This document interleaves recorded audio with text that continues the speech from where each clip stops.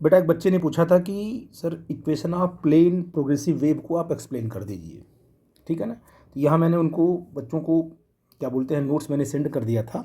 अब इसी के अकॉर्डिंग आपको मैं एक्सप्लेन कर रहा हूँ। सिंपल सी बात है कि आपको पता है कि मान लो एक स्ट्रिंग है, ये एक स्ट्रिंग है ये, ठीक है ना।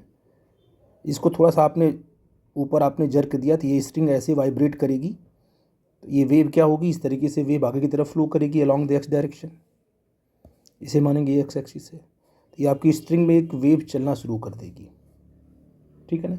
अब स्ट्रिंग का हर एक पार्टिकल क्या कर रहा है, अगर हम बात करें स्ट्रिंग की, तो स्ट्रिंग का हर एक पार्टिकल सिंपल हार्मोनिक मोशन कर रहा है। ये वाला पार्टिकल भी क्या कर रहा है, सिंपल हार्मोनिक मोशन कर रहा है। ये वाला भी क्या कर रहा है, सिंपल हार्मोनिक मोशन। ये वाला भी, ये वाला भी, जितने भी पार्टिकल्स हैं स्ट्रिंग के, सारे के सारे पार्टिकल सिंपल हार्मोनिक मोशन कर रहे हैं, ठीक है ना।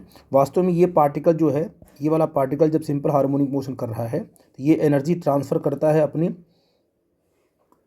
साइड वाले पार्टिकल को। तो जब इसको एनर्जी मिलेगी तो ये भी क्या करेगा, वाइब्रेट करेगा। यहाँ एनर्जी मिलेगी, ये भी वाइब्रेट करेगा। ऐसे क्या है, टाइम के साथ साथ हर पार्टिकल को एनर्जी मिलती जाएगी और हर पार्टिकल सिंपल हार्मोनिक मोशन करता जाएगा। और सबसे खूबसूरत बात यह है कि जो जिस तरीके का मोशन पहला पार्टिकल कर रहा है उसी तरीके का मोशन दूसरा पार्टिकल भी करेगा, तीसरा भी करेगा, बिल्कुल सेम करेगा। हाँ, बस ये है कि फ़र्क क्या है कि ये पहले सिंपल हार्मोनिक मोशन करेगा और ये बाद में करेगा, ये और बाद में करेगा, ये और बाद में करेगा, है ना। तो आई थिंक आप समझ गए मेरी बात को कि इस पर हर एक पार्टिकल सिंपल हार्मोनिक मोशन कर रहा है और एक तरीके का ही कर रहा है। जितना एम्पलीट्यूड इसका होगा उतना ही एम्पलीट्यूड इसका भी होगा। बस फ़र्क क्या है, एक पहले कर रहा और एक बाद में कर रहा है, ठीक है ना। बस टाइम का फ़र्क है, ठीक है। और ये जो v है, v is the velocity of wave. जो वेव की वेलोसिटी है वो है, मतलब वेव की वेलोसिटी क्या है, ये v है ना। तो वेव किस वेलोसिटी से मूव कर रही है राइट डायरेक्शन, उसे बोलेंगे वेव वेलोसिटी, ठीक है।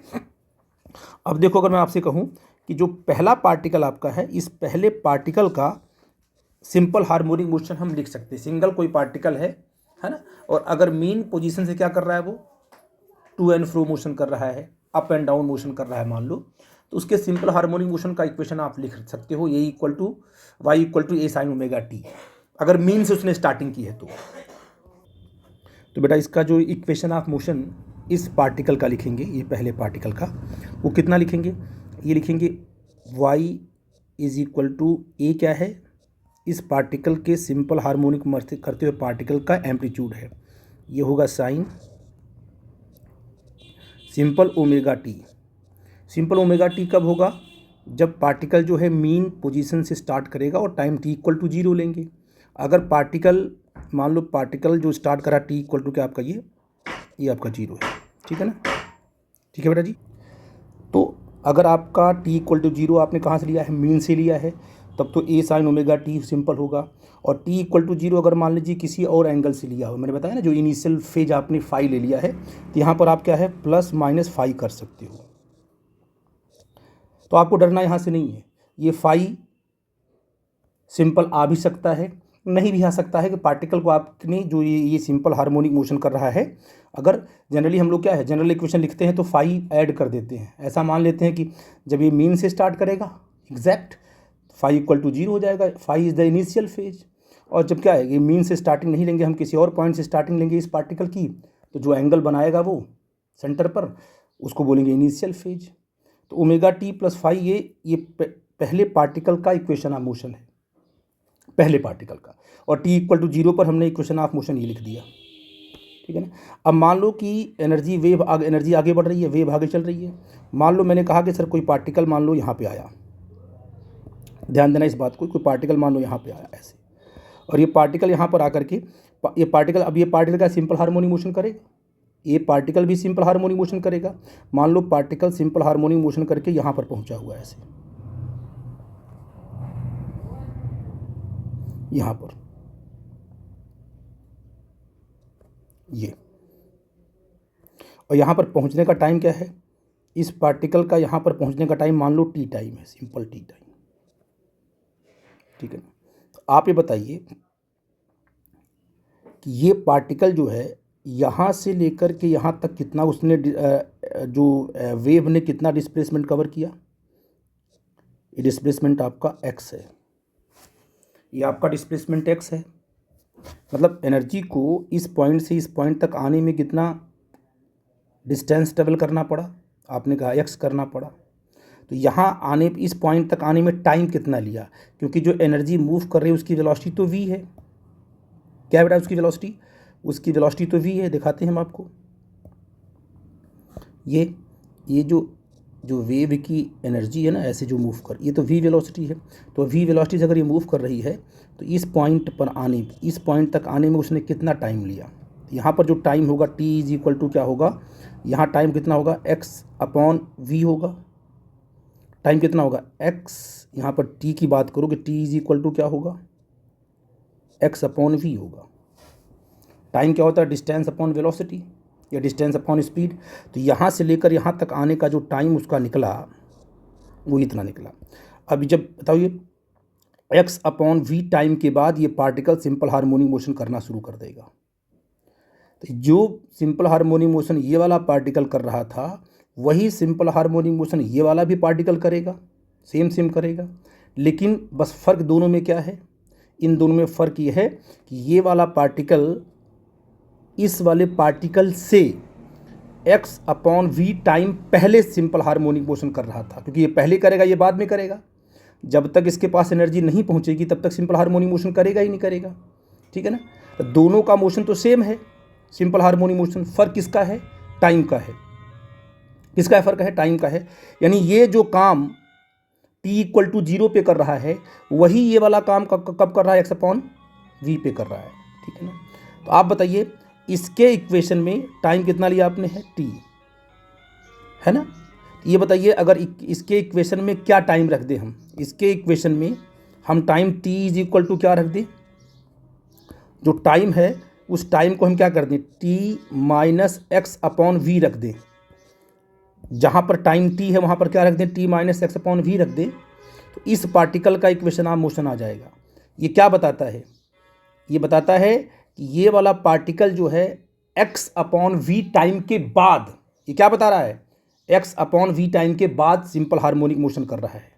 तो t - x/v, बस क्या करना था आपको, यहाँ पर आपको रिप्लेस कर देना है क्या चीज़, कि y is equal to a sine क्या रखना है, ओमेगा। इस वाले पार्टिकल का इक्वेशन लिखना है। इस वाले पार्टिकल का, जो ये पार्टिकल क्या कर रहा है, सिंपल हार्मोनिक मोशन का, इसका इक्वेशन क्या लिखोगे, तो इसके इक्वेशन में क्या रखोगे आप, मतलब इस वाले पार्टिकल का ये इक्वेशन है, सिंपल t आया है। इस वाले पार्टिकल के इक्वेशन में क्या रखोगे, ओमेगा, और ब्रैकेट में क्या रखोगे, t - x/v और प्लस फाई। बस इतना करना था कि जहाँ पर t रखा है वहाँ पर क्या रख दिया आपने, t - x/v रख दिया। सिंपल सी बात है। बस एक आपका बन गया y is equal to a sine omega t minus omega x/v और सिंपल प्लस फाई। देखो आप, और आपको पता है कि ओमेगा v अपॉन क्या होता है, आपको पता है ना, ये k इक्वल टू क्या होता है, ओमेगा अपॉन v, ये मैं बता चुका हूँ। तो यहाँ रख दो आप, y इज इक्वल टू क्या आ गया, a sine omega t minus क्या आ जाएगा तुम्हारा, k x प्लस फाई। अच्छा, फाई कहीं कहीं फाई 0 दिया हुआ है, मतलब वो फाई 0 भी हो सकता है, नेगेटिव हो सकता है, और सिंपल पॉजिटिव भी हो सकता है, क्योंकि फाइव क्या आपका इनिशियल फेज है। तो मेन इक्वेशन आपका ये है, मेन टर्म आपको ये देखना है, ये ओमेगा t माइनस के एक्स। आई थिंक मेरी बात समझ में आ गई। अगर आपने कहा कि if phi is equal to क्या मान लिया आपने, 0, मतलब इनिशियल फेज क्या हो गया तुम्हारा 0, तो वाई क्या कहलाएगा, वाई इक्वल टू कहलाएगा a sine omega t minus के एक्स। ये इसे बोलेंगे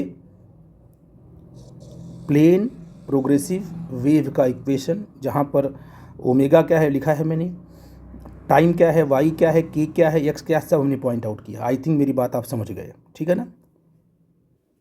और एक बात और बता दूं आपको कि के इक्वल टू क्या आपने लिखा है, K equal to omega upon V लिखा है ना, और ये होता है 2π/λ भी होता है, याद रखना।